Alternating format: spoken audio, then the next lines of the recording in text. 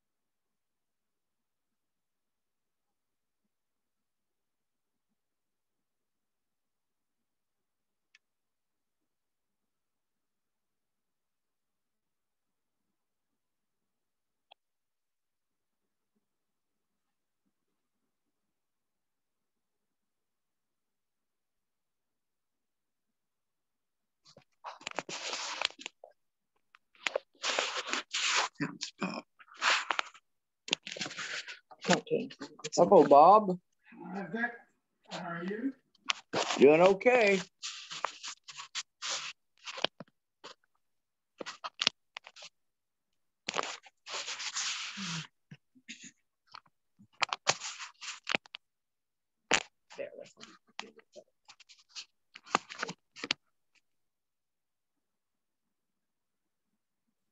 So what's going on down at the big town of English, Bob? It's rather quiet. They're playing golf now, though. Is that up his high? It's up his head, don't go. Okay. Yeah. Ask him if he can turn his up or get closer to the mic. I'm having a little trouble hearing you, Bob. Okay, but I don't know, maybe I get this a little closer, maybe that'll help. Okay. All right. Yeah. I was going to try to start it there and everything. You know, John was talking about the lights in the school when they had them put in. I'm going to tip this thing back a little bit. And you tell me if you see a light, will you? Okay, you watch it and see.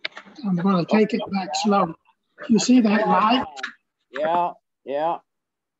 That light was in the old school building. See it right there? Yes, I see the light. Yeah. Okay.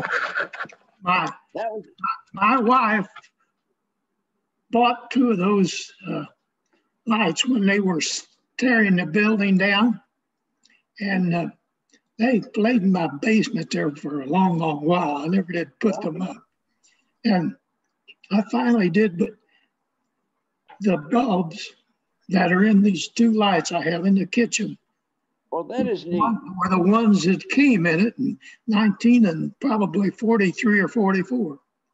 Huh.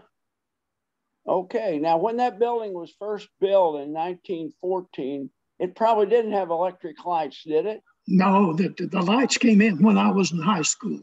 Is that right? Yeah. My half brother Gerald was on the school board, and he helped get them put in. And S.A. Bills was against having lights in the building.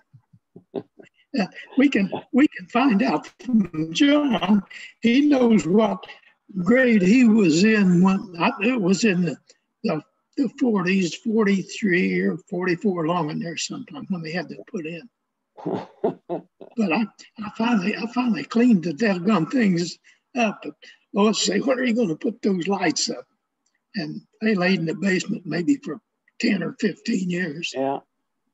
Well, that's neat. And finally put them up. But to think about the bulbs still burning that's in there. You know, you replace light bulbs now about every 2 or 3 months. Yeah, yeah. Well, these goes back several years, probably better than 50 years. Oh my gosh. Well, the reason they had those big tall windows in most of the rooms is to let daylight in. True. So you wouldn't need electric lights. No, it never was really too dark in there unless it was just absolutely almost dark outside. Yeah. Yeah.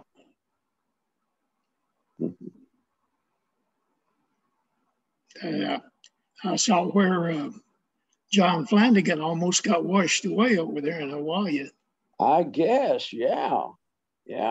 He'll give us a rain report. I hope he does. Yeah. They had a lot of bad flooding over there. Very bad. At least a volcano didn't get him. That's true. He's lived through several of those. Yeah. So has anyone else come on board besides you and me, Bob? I haven't seen anyone, just you and I. Okay. Now, when's the last time you played golf at the golf course? It was back in December that they had it shut down for a long while. Yeah. But they opened it up about 2 weeks ago, but I had a little accident a few weeks ago that I fell. Yeah. And it didn't seem to bother me that day, but next morning as I started to get out of bed, I fell over, I blacked out. So I ended up in the hospital, and they ran all kind of tests and things and stuff. When I finally left there, they put what called a pool recorder in me to record my heart. They said that my heartbeat was real slow. Huh. But then I went up there last Monday, and heart doctor said that everything checked out fine on that computer that they had on me. Said he'd see me again in 6 weeks. Well, that's a good deal, Bob. But sometimes I get a little dizzy when I get out of bed in the morning, and the rest of the day I make it real good. Yeah. But, and I don't know how many tests they ran on me and stuff. X-rayed my heart in and out and things. I think finally, and I'm not, my doctor seemed to think that I could have had a little concussion. Really? My feet slipped out forward and I fell backward, and I caught myself on my wrist and then my elbow and then my tailbone and then back of my head. Yeah. Pretty good. And I think that the really and the truly, and I'm still just got a little bit of the deal that I think, and my doctor seemed to think I might have had a concussion. So I hope that's what it is and stuff. Yeah. Have you been down recently? No, not since the funeral. I haven't been back down, and that was a big shock. And I know you were there with the fire crew, weren't you? That's true, I was. Yeah. He was. I just really couldn't believe that. Yeah. And I figured maybe I went in there to see if I could find your address or something, everything, and in his desk and stuff, there were awfully lot of papers and that stuff. I figured maybe Anita would have you come down maybe and kind of sort through those. Well, my daughter and I went down, and Anita and Teresa, my daughter, they've gone through all that paperwork, and they pretty well got it sorted out. And it's still a mess, but it's less of a mess now than it was. Well, mine would probably be the same way. And stuff. I've been working on it, cleaning up a lot of things that I didn't have. Even went through all of my pictures and stuff about a month or two ago and cleaned them all out. And I put what I wanted saved in the albums. Yeah. And the rest, I'm going to burn. Who's going to wind up with your pictures? I have no idea. Judy probably. Judy, but then they'll probably. I gave most of the Robert's pictures I had to my nieces. Okay. My sister Maxine, and then Regina and Ravon, and it's kind of Elner's kids, split them up, and probably the rest of them I have that would probably be involving Judy's family. Yeah. And the stuff that we took at camp and stuff. I don't know if you remembered or not. I had 3 bulletin boards, was probably a 5-foot square piece, and all the pictures that we had down at camp, I had them put on those bulletin boards. And, I don't remember that. Now, do you still have the camp, Bob? No, I sold it about 3 years ago. Okay. I finally had too much for me to take care of and here too. Sure. Stuff. Sometimes I wish I did have it. I went by it a few times and looked like they almost junked it. Really? Yeah, there was an old RV sitting out there, as probably old as I was. Oh boy. They'd cut another door in a place where I didn't have. Oh, Jeremy. I am. Hello, gentlemen. Hello, Jeremy. Good to see you both. I just got off the weekly call with the Flanigans, so they should be joining us soon. Oh, we got two Bobs, Bobby back. a Vic, and a Della. No. That sounds like the start to a joke. Two Bobs, a Vic, and a Della walk into a bar.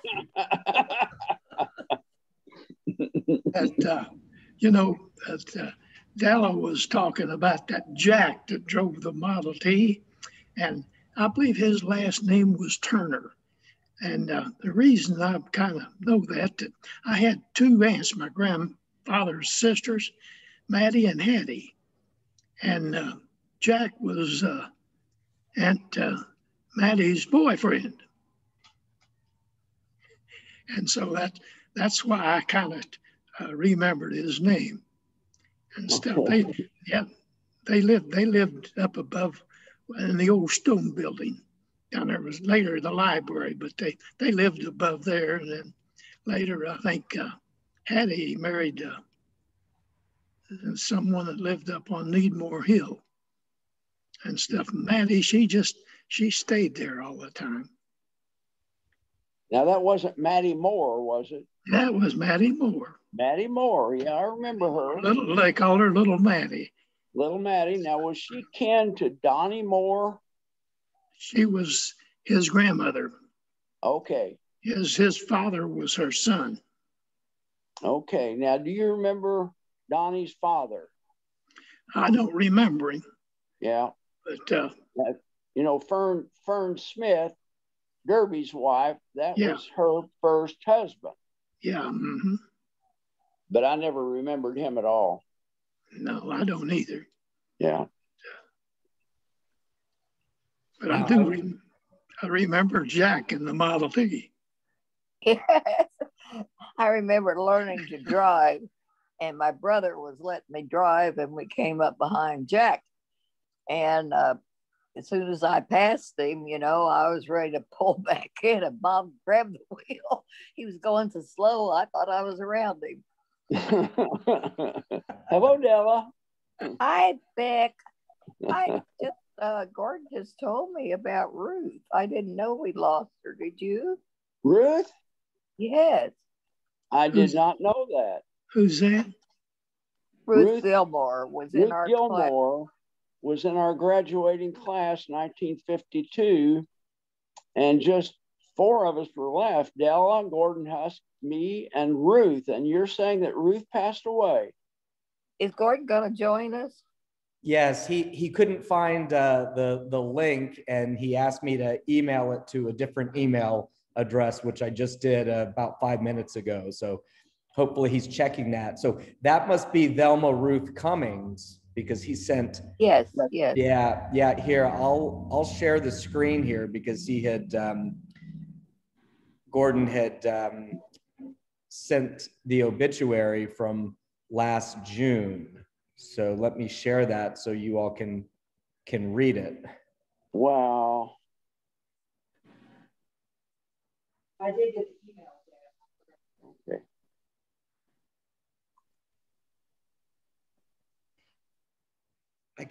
I can read it out loud because Della on the iPad, I don't know if you can see it. Can you?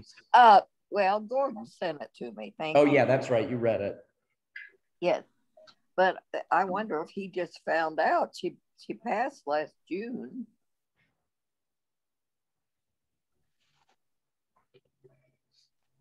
And Della, you remember that you, Gordon, and I, and we were going to pick up Ruth and all four of us were going to take a tour down to Eckerty and English and so forth, and we never got to do that.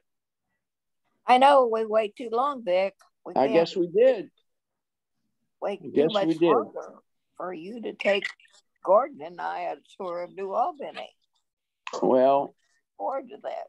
You and Gordon and I will have to get together, hopefully this summer sometime. I would like that very much. That would be great. Let's see. Oh, there's Gordon.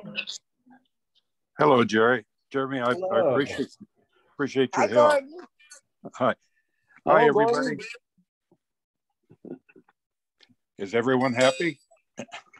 I was just telling them that you emailed me Ruth's passing. Vic didn't know that. I did not know that Ruth had passed away. I didn't know it until just the other day. I happened across it, and I had forgotten to call her. I planned to, and I just didn't get around to it. And so I checked the number, tried to call it. Phone was disconnected, so I did a little search and found the obituary. Oh boy! Very, very sad to know. Yes, yes. Okay, now we have to look back at our high school graduation picture because we're passing in order. Did you notice that? So there are three of us left, and the three are at the top. That's it. Not finished. That's correct. And Della, it has happened. Della, don't spoil the story. Don't tell the ending. Not on there? The graduation picture? No, he didn't have a picture. That happened because people started dying, beginning with Buck at the bottom, and left to right, and then to the two on the sides, and now the three at the top are us. That's all. Yep. Victor Megenity. Hello, Michael Pale. Always good to see you, Michael. Yeah, nice seeing you. You got that picture, Gordon? You have that graduation picture handy? I don't have that, but I have this. I remember that was our logo. Yeah, that was not finished. Just begun. That is what I came across just the other day. I was looking through some old things, and I found our 50th anniversary reunion, and I found the biographical information that each of us was to present, and Vic's was full of all kinds of rebellious activity as a school teacher. Very strange. Who? And then I'd like to just mention to you that I found the bio that Ron Denbo sent and Don Conrad. And Ron and Don, were the two who really pushed to get us together on the 50th. And so we had a very good get together. Vic, you brought your brothers and your mother to that. And that was a good day. But in what Ron wrote for the 50th anniversary, he said, all of you must be a lot older than I am. I can't believe it's been 50 years since I graduated from English High School. And he talked about what he had done when he was in the Navy. First said, though, that he got a desire to travel from Vic Megenity because they took a little vacation together to New Orleans. I don't know if you remember that, Vic. Sure do, yeah. And then he said that he went into the Navy, and he was called to active duty in February of '57, and he's on the destroyer escort R.A. Owens. And he went on a 6-month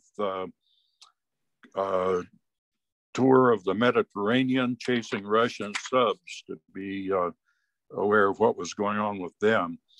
And he talked about getting married and coming out from the Navy and working with his father in the hatchery business. And when that ended, he started work for Samuel E. Tucker, and then became a part owner and then the sole owner of the funeral home.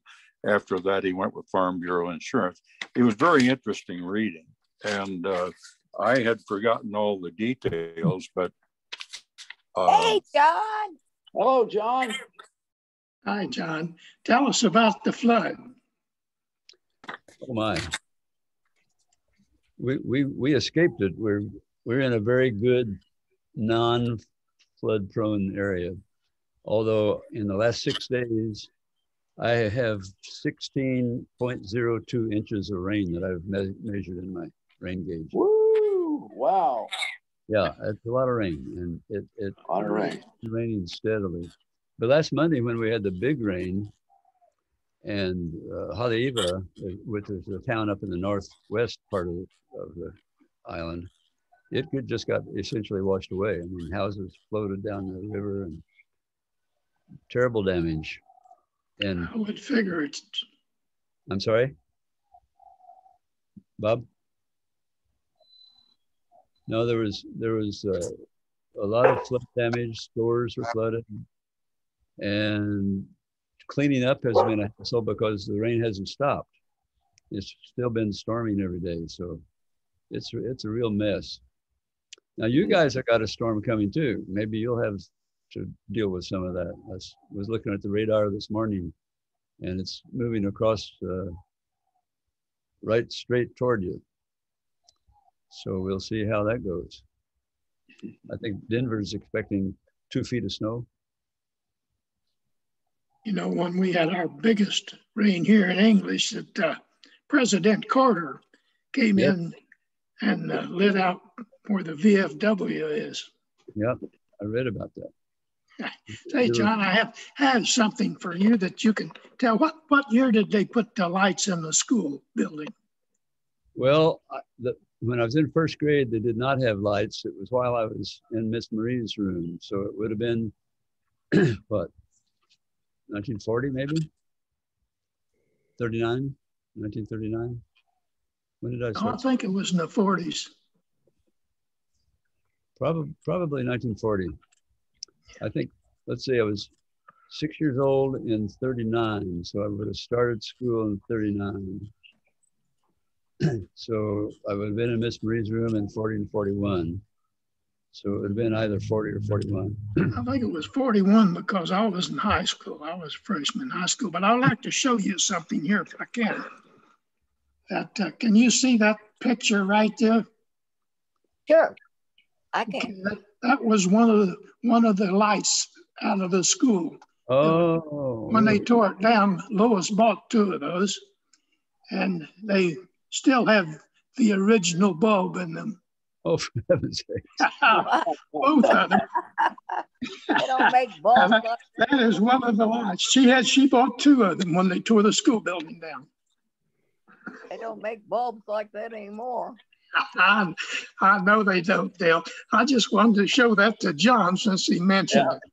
I remember that. And maybe we could hear maybe that how Carol is getting along. Oh yeah, Uncle John and Granddad could say because she was on the Zoom last hour that our family does. How do you think Nana looked? I thought she looked really good. She had a new hairdo that she was ragging on, sitting up, smiling, talking about Who are we talking about? I'm sorry? Who are we talking about? We're talking about Nana.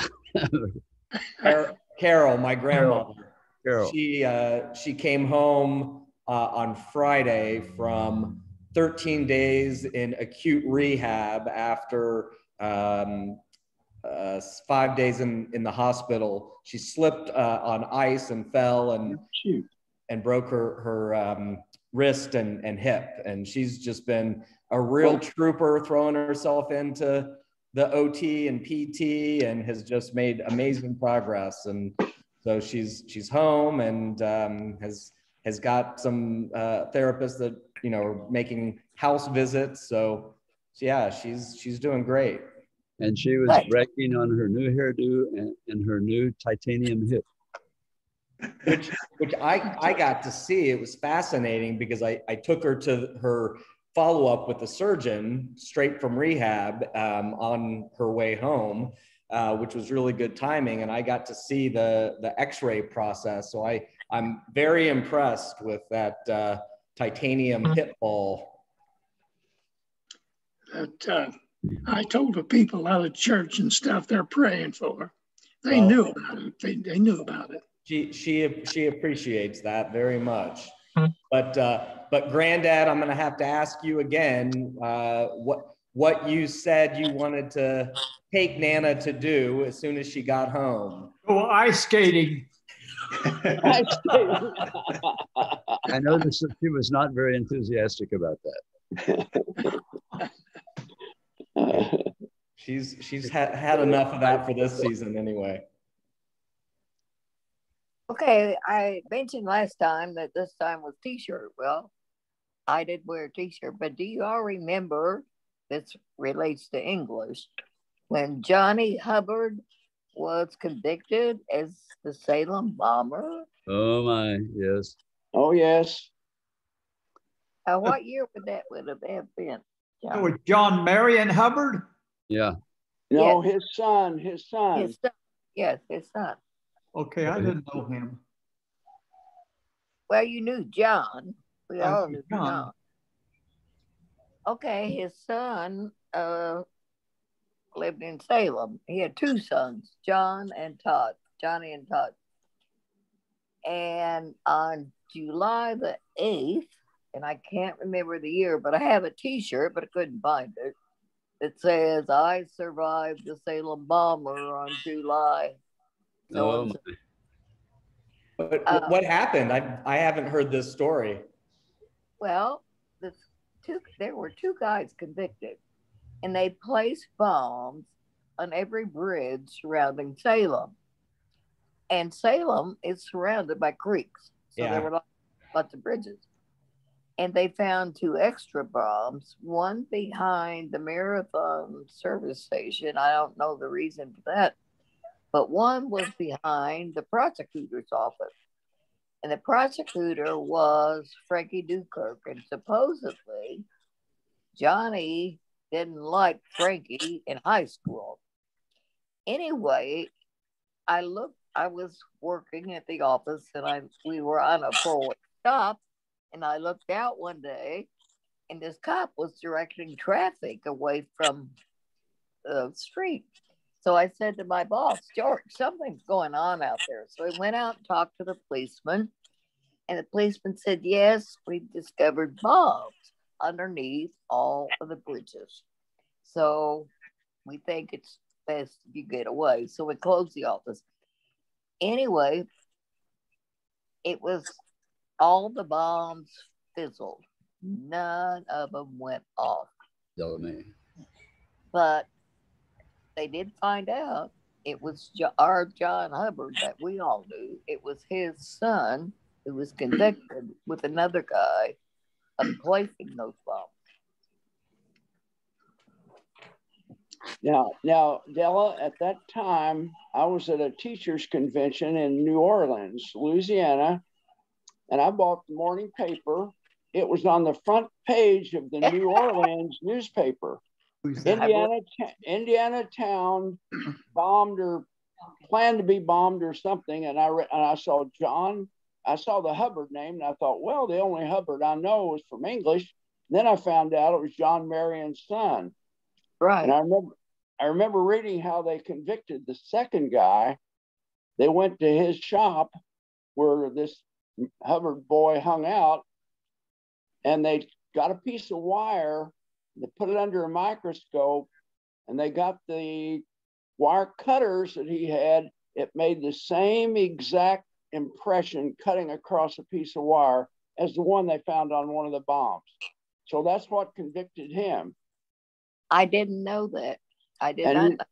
And you know where they planted the first bomb that did explode? Highland Overlook, south of English. Right. That's right. That's how they connected English with it. That's right. Yeah. Now that was John Marion, is that right? John Marion. That was John. John Marion was the son, wasn't he? And Well, Johnny Marion. There was Johnny Hubbard out at Tazewell, teacher. Then there was John Marion, his boy, and then this is John Marion's son. John Marion's son.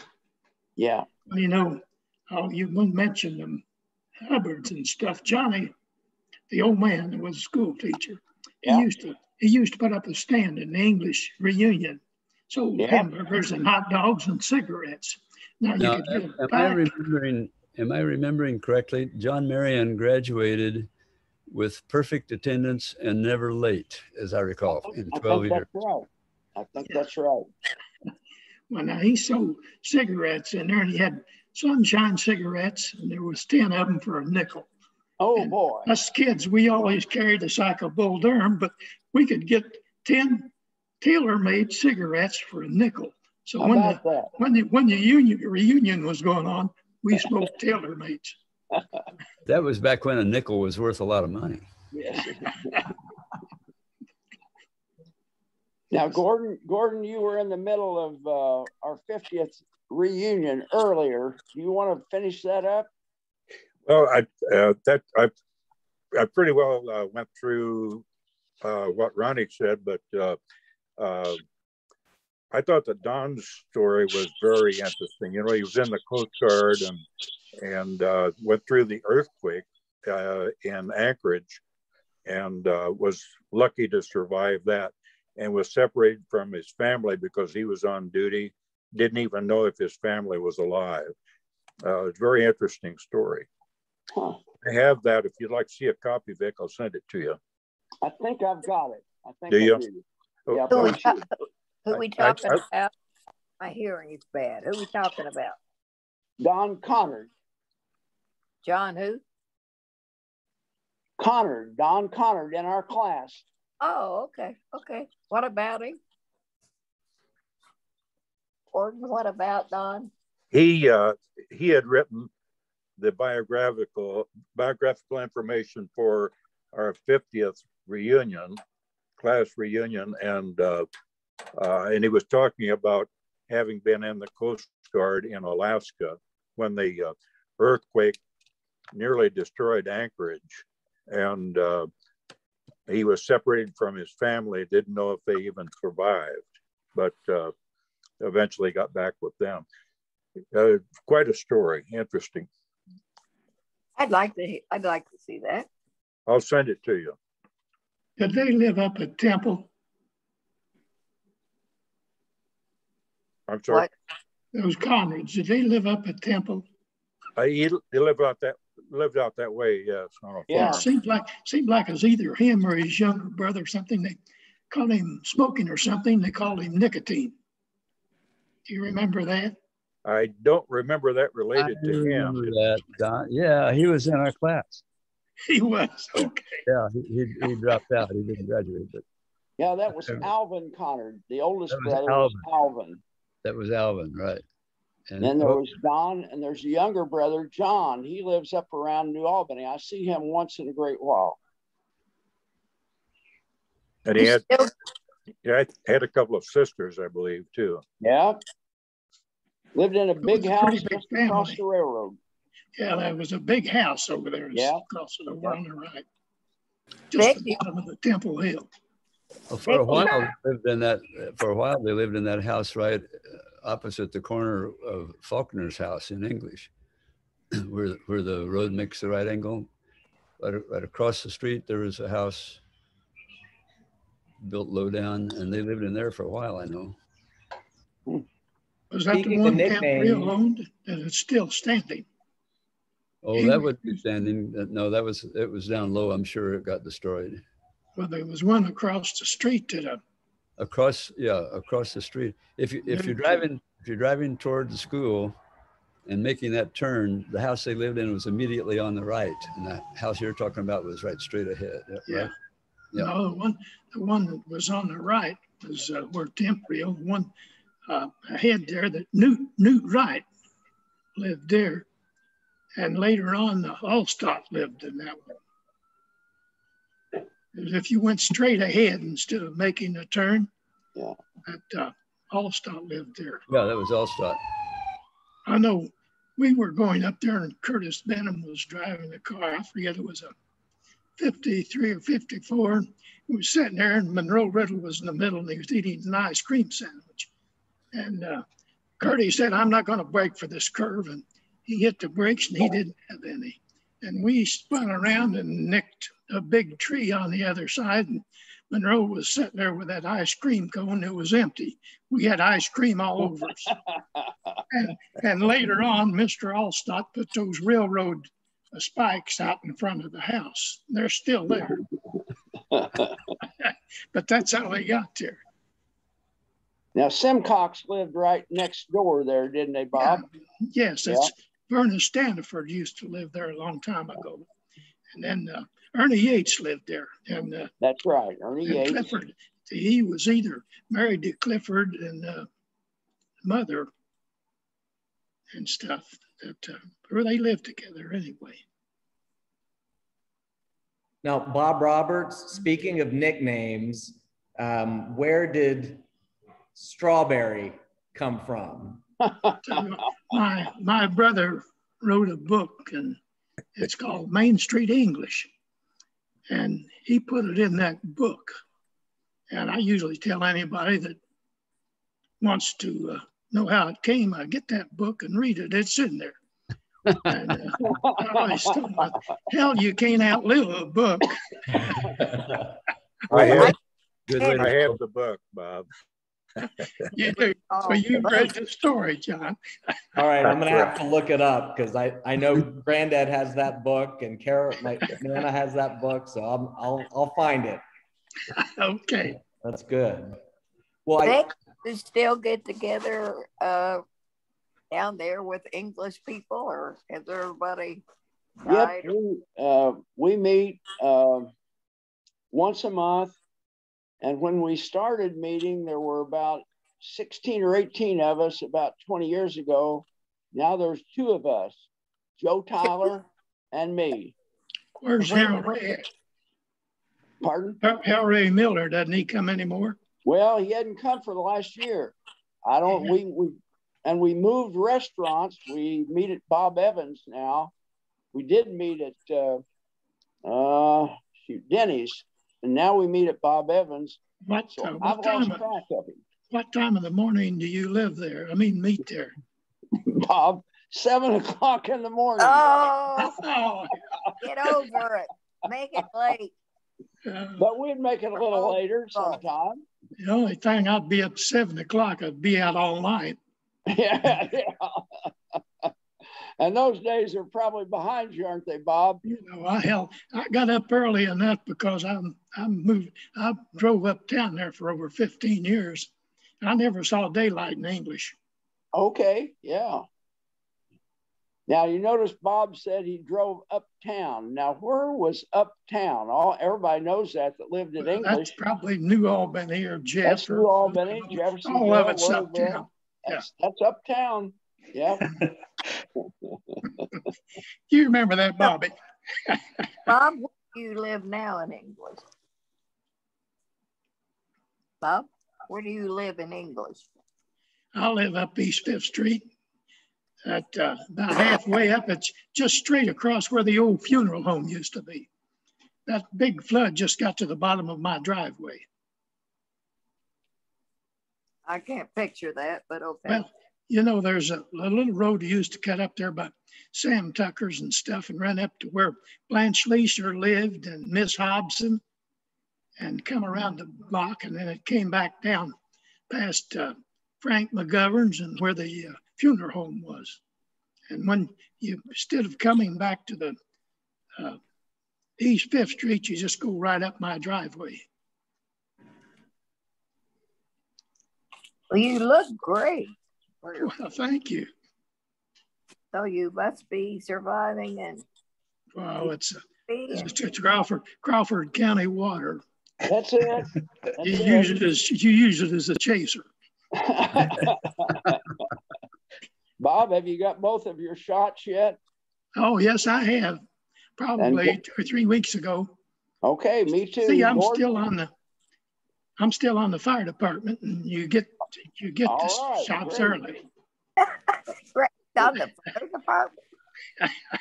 Yeah, I came on there in 1950. 1950. Amazing. Okay, you're gonna surpass Irvin Benham, aren't you? I mean, Curdy Benham. Oh, no, I'm already by Curdy. Are He you just all came past in. him? He just came in there. He came in on 48, Okay. so I came in at 50. 50. I'm probably the oldest active fireman in Indiana. I wouldn't be surprised. Yeah. I know I went to a meeting down there that they put on every year at Huntingburg. It's about the bottled gas and the gas lines and everything. And they had everybody stand up and sit down, or said everybody that's been here for 30 years sit down. And so he kept sitting down, and then he got up to 50 years. He finally got to 60 years, and he finally looks up and he said, how damn many years have you been on the fire department? That was last year. Oh, boy.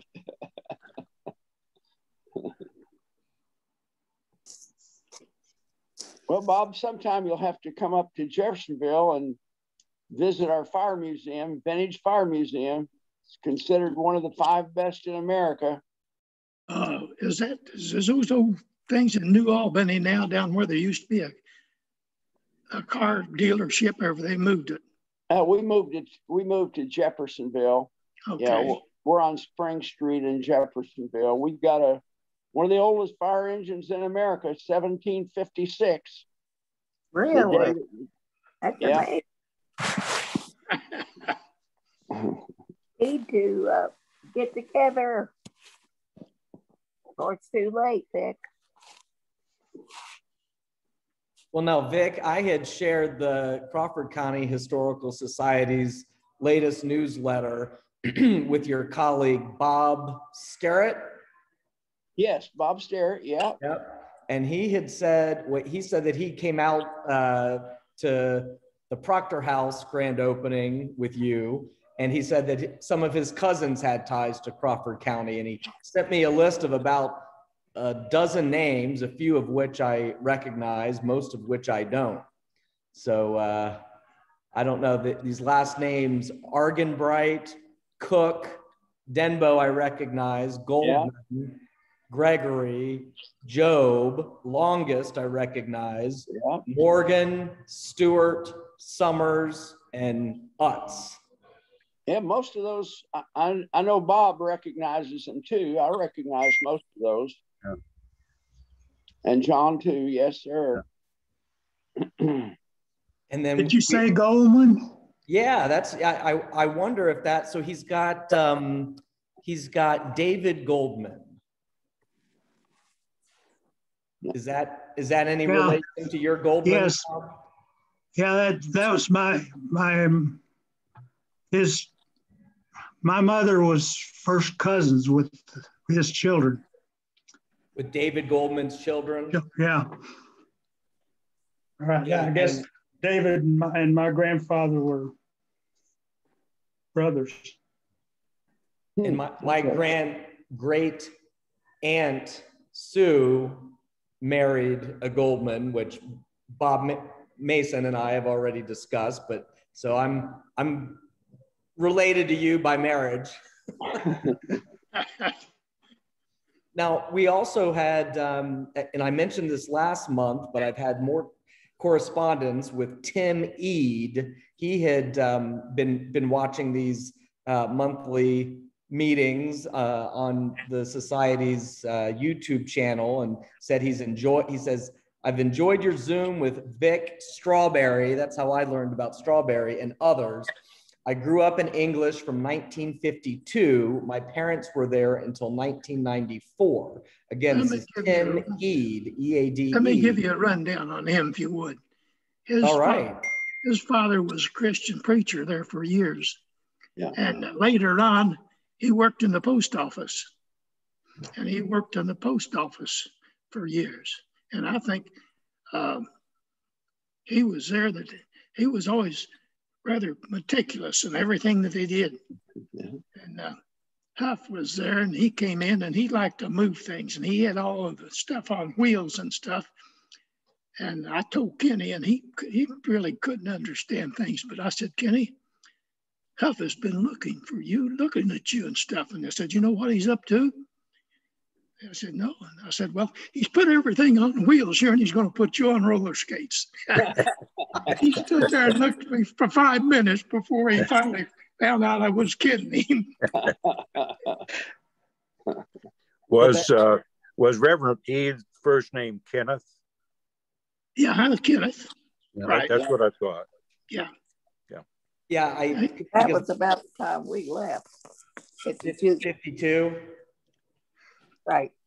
Yeah, because last month, I don't remember who it was, but thought that there was an Eid minister. And so I did report that back. And Tim says, okay, so this corroborates your story, Bob Roberts. He says, Bob Roberts worked as a mail carrier with my dad. He says, one of your relatives made a video of students at the 1880 school building some time ago. I always thought, and he says the Thorndike place, but I think he means Thornbury, was haunted in the 60s. He says, I mostly heard about the people you were zooming because they did not live in the area when I was a kid. Sherry Megenity was my babysitter. Vic and his older brother jumped off the rail of their porch and tackled Mark and I one time when we were little, just because we would never tease them. Not Vic. Wouldn't do Whoa. that. Where did the haunting of the Thornbury place come in? I never heard of that. Well, and I'm just, was there a Thorndike? Because that's what he wrote, but I I've don't know never heard of. Thorndike. No, Yeah. No. I've never heard of that. I've heard of Thornbury, but not Thorndike. But never heard of a haunting history. Hawken or Hawkins? Haunting. The Thornbury place being haunted, like with ghosts. Being haunted. Yeah. Really? No, Oh. never heard of it. I'd like to ask a question. At the top of Needmore Hill, right on the curve, there was a big white house. Does anybody remember who lived there? Because I spent time there with a cousin, but I can't remember who lived there. I do not. What was it at? I know the house, but I don't remember who lived there. Yeah, I There remember that was a house. house, Vic. It's set back off the street, maybe a half block or so, right on the curve at the top of Needmore. It's Off a to house the you left. run into. Melton lived there originally. Who? Melton. He was a Melton. Melton, yeah. Yeah. Well, And then, who lived there? this was way back in the late 39s and early 40s. The guy who lived there in the big house, I remember this, he died because he started painting the outside of the house, and it was on a Friday. And my parents always said, do not start a big project on Friday. His name was Joey Melton. What?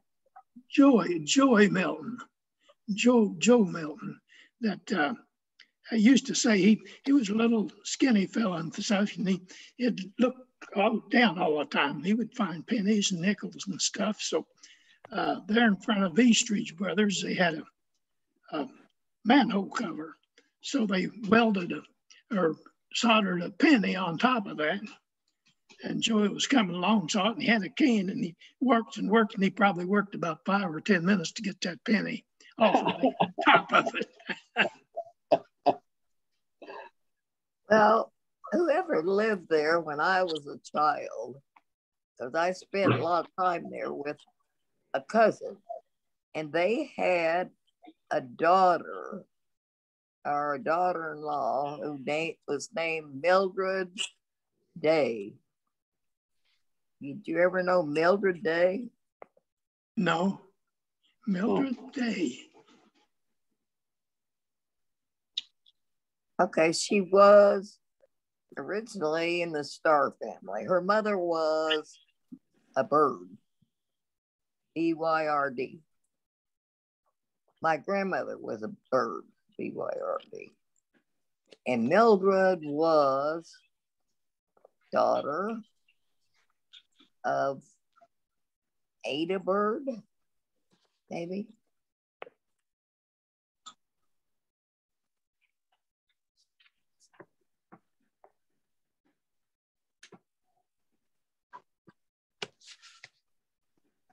I remember Barry Bird. That's the only bird I remember.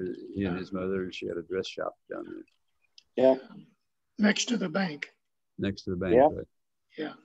And then George Bird was his grandfather. Barry became a teacher, a music director, Right. and I think he was at Charleston, City. Indiana. Tell City, wasn't it? Tell City, I but I've think never so. heard from him for years and years. I haven't heard whether he's still living or not. Yeah, he was at IU when I was at IU. Okay, I know that Doris B passed. Do we know anything about her husband, Cruz? Frank Cruz. I think he's still alive. Is Mary Edith still alive?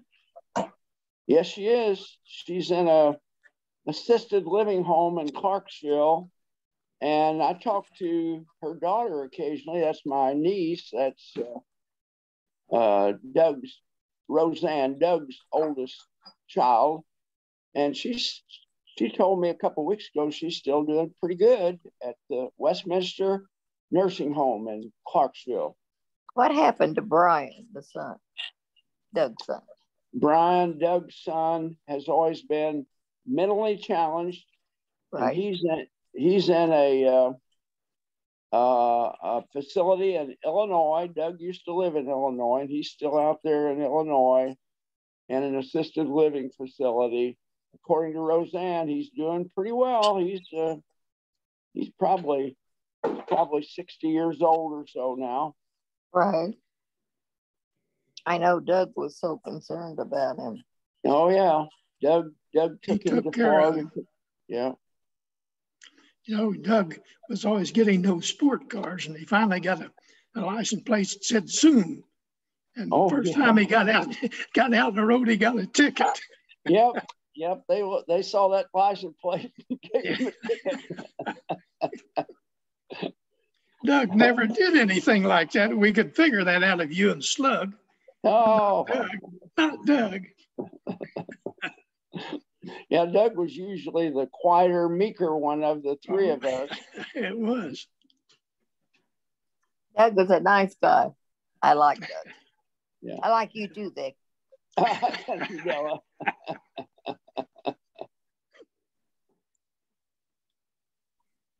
Well, Vic, I hope you can plan a get-together for you and Jordan and whomever else wants to join us. And yeah.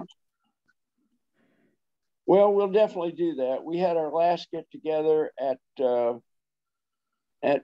was it Bloomington, Gordon? No, it was Nashville, Indiana. Right. Yeah, we met in Columbus and drove over to Nashville. That's right. I remember Vic and these little cute things. Gordon went to get the car, and Vic at his car. He was going to drive us to Nashville, and Vic and I were standing out front. Here came this old beat-up red truck around the corner. You remember that, Vic? Vic said, "Here he comes." And we're going, what?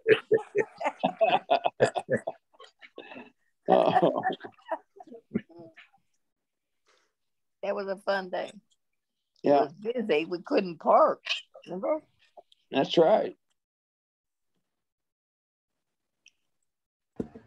Gordon, have you told them about the time that the junior class got locked in one of the rooms in the old school building? I think I wrote something about that in the biographical information for the 50th anniversary. I don't think it was ever determined how that door got locked, but I do remember that the fire escape was pretty new at the time, and I think it was a good test for that. Yeah, it was. And one of the Megenity boys slid down that fire escape. I don't know which one. Probably Bob. We'll blame it on him. Oh, Vic Oh, I don't think they had that when Bob was there. No, the doorknobs in all the upstairs rooms were all old-fashioned doorknobs with a plate and then a key slot. So somebody brought in a bunch of skeleton keys, and you just talked to him just a moment ago, and he put one in and finally found one that worked. So he concocted the idea that the junior class, which was having math in that room under Bill Beasley, would lock the door, go all the way to the basement, and pull the fire alarm. Now today, the police would be called on you today. But went downstairs. I'll have to admit, I was the one that pulled the alarm. I pulled the chain, and the alarm went off, and the class tried to get out of the door, and it was locked.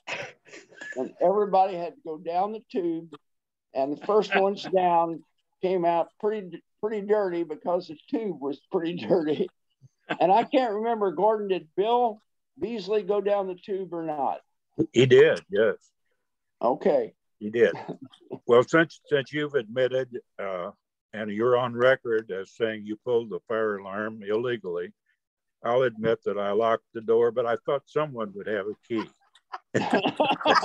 Now, Bob Roberts, as an active firefighter, do you think the statute of limitations has expired? Oh, I was about to say there's no statute of limitations on arson or any of the fire laws.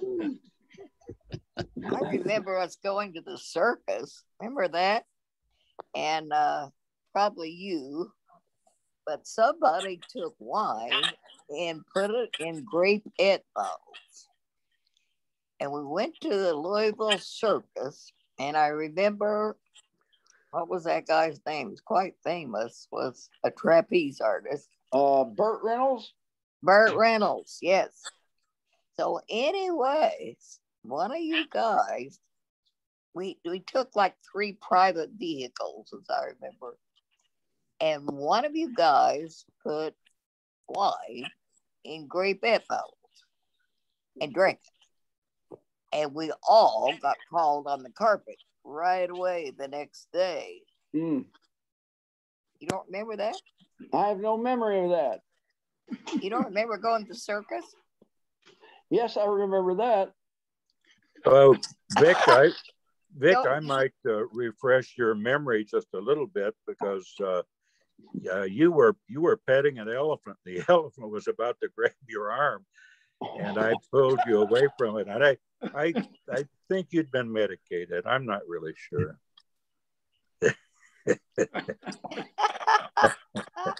Now, is it too late for me to remind everyone that we record this? But also, as the host, I can mute people and maybe edit things out. So.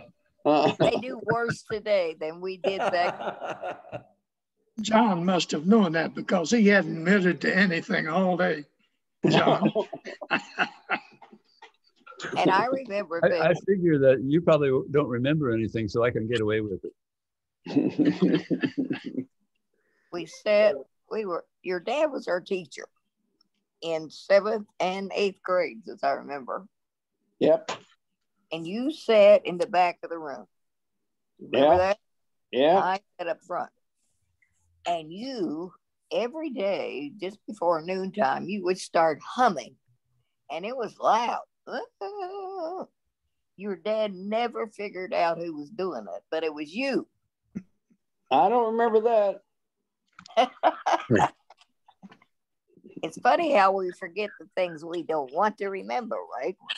I do remember when my dad was teaching health in the 8th grade, and he said, these muscles in your neck if they would go limp all of a sudden, you couldn't hold your head up. And I tried to mimic that, and my head went down and hit the desk real hard, and I yelled, "Oh!"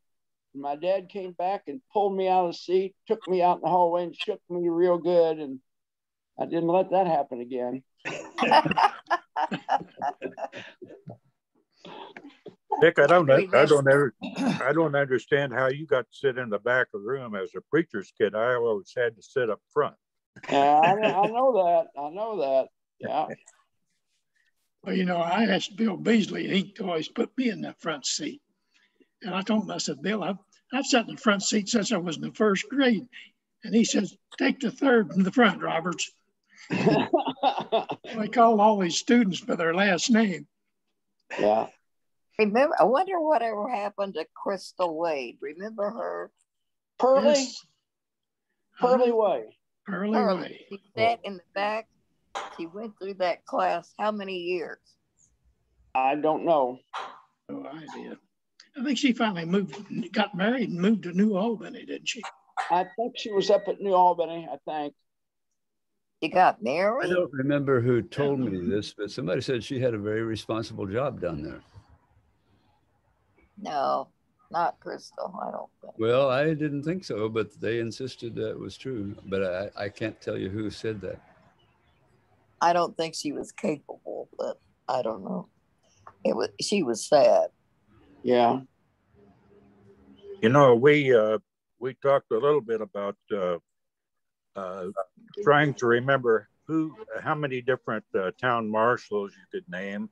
I think we should do that next week. I think we're running out of time now, and since we've been on legal matters here, I think we should talk about the policeman the next month, and see how many different names you can recall who were town marshals. I won't be any help in that area. I never got in trouble. You were too fast for them, Della. Yeah. Cad Funk is the only one I remember. Yeah, Cad Funk used to chase us when they developed the fire siren. They'd blow that siren at 7 o'clock, and if you were a kid under 16, you had to be off the street.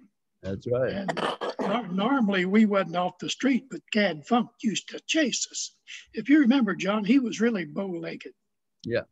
So back in where that Gobbles Alley went, the back of the garden, there's a telephone pole and stuff back there. And so we kind of rigged up a thing across the alley. I forget whether there's a rope or a piece of wire, but we ran up there and jumped it. And Cad hit it, and he must have fell 15 feet, and he never did chase us anymore. I remember one time at the English Theater, there were some boys that came through the back door and ran out on the stage with sacks over their heads and screamed and shouted, and then ran back out, and Guy or Julian or both of them chased them down the alley. Now, I don't remember who those boys were, but I remember the incident. John, do you remember that incident? I have no idea what you're talking about. Okay. Now, I will say this about John Flanigan. John Flanigan was on stage at the English Theater, Crawford County Talent Contest, and John won. He won, I don't know, how much money did you win, John? $10 silver. $10 silver. What did he do to win it? He was singing. Really? Well, Yeah. John. And there was a competition that went for what, a couple of weeks, and that was the final night, and I was up against Bill Shields. Oh, really? And Bill Shields did a really good Al Jolson. He was.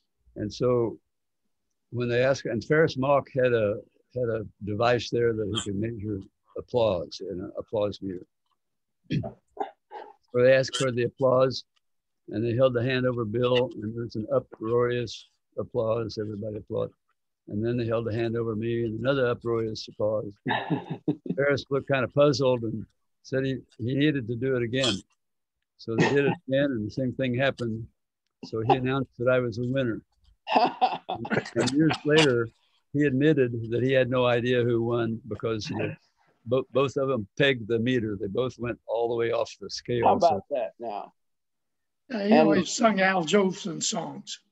He sung Al Jolson song, and I sung a Mel Torme song. Oh, okay. What did you sing, John? What did you sing? The name of the song was Again. What? And Trevor Johnson was my accompanist. Again. Again, this never happened again. This was a once in a lifetime. This was the thrill divine. Or something like that. There you go. I don't know if I'd have voted for that or not. No, That's good, Della. Well, after talking for 2 hours, I don't have a voice. And that was sponsored by a Jasper radio station, wasn't it, John? WTV.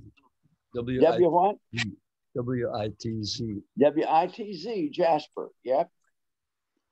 Granddad, you just missed your chance to try to battle against your brother and start belting out something to see who's got the better voice.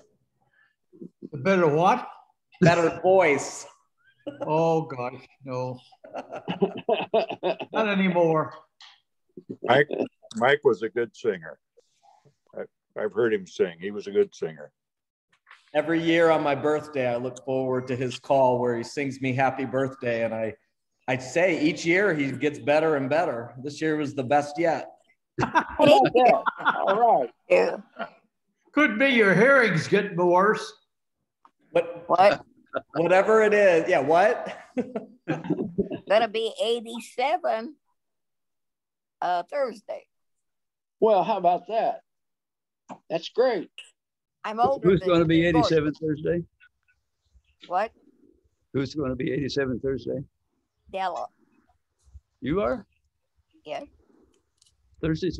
That's what is your birthday's in March? Two of you's birthdays in March, isn't it? Yeah, I'll be 88 Thursday. Oh, how about Thursday? that? John, did you say Thursday? I think you need to sing happy birthday to them. What's the date of Thursday? I don't have my calendar. 18th. Oh, 18th. Oh, I'm not till the 27th. Oh, okay. And how old will you be, John? 88. What? 88. Oh. Della, I'm glad. Okay. Della, I'm glad that I won't be 87 on your birthday. I know I'm the older woman in your life. That's right. I like older women. Yes. Well, Bobby, you never have told your age yet. Pardon me? Mr. Mason? How old's Mr. Mason? I'm 85. Okay. Well, you're just a kid. Yeah. Today is my oldest grandson's birthday. He'll be 34. He's 34 years old. 34. All right. My goodness. Now, did you marry someone from Harrison County?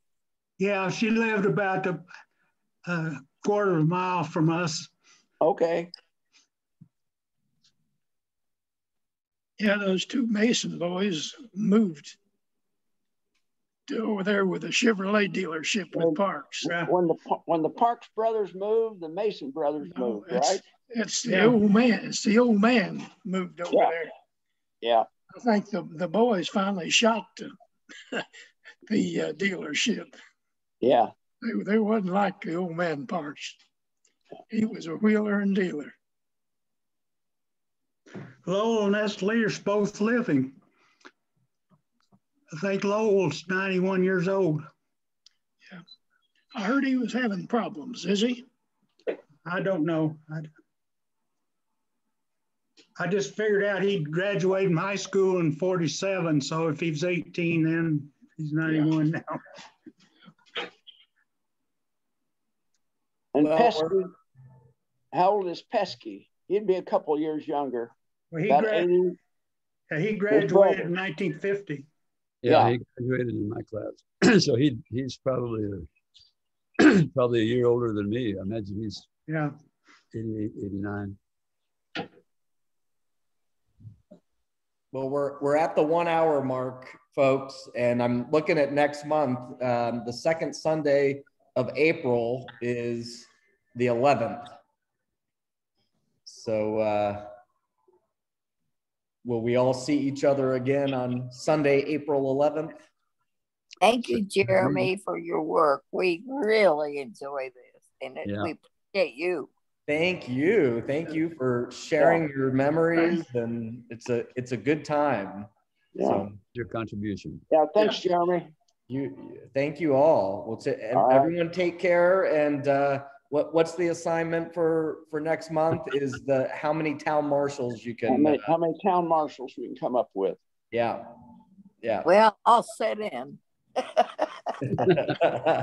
All right. Well, we had a good turnout. We were a little sparse last month, but I think Melvin Beasley is the only person who we're missing this month. So unless anyone has other invitees you want to include, and maybe I had an idea, since the Historical Society puts this up on their YouTube and Facebook, and that's where Tim Eade heard about this going on and shared some memories. Each month you have anywhere from 20 some to 40 some views. So maybe we should think about monetizing this. And what we'll do is we'll charge people if they want to get their family name mentioned in any of your stories. Good idea. Okay. All right. I just wanted to run that by you, and then we'll see if we can implement that in the future. I hope all you survive the bad storm. We can talk about the storm next time. All right. Take care, everybody. Okay. All right. Bye-bye. Thank you, Jeremy. Bye-bye. Bye.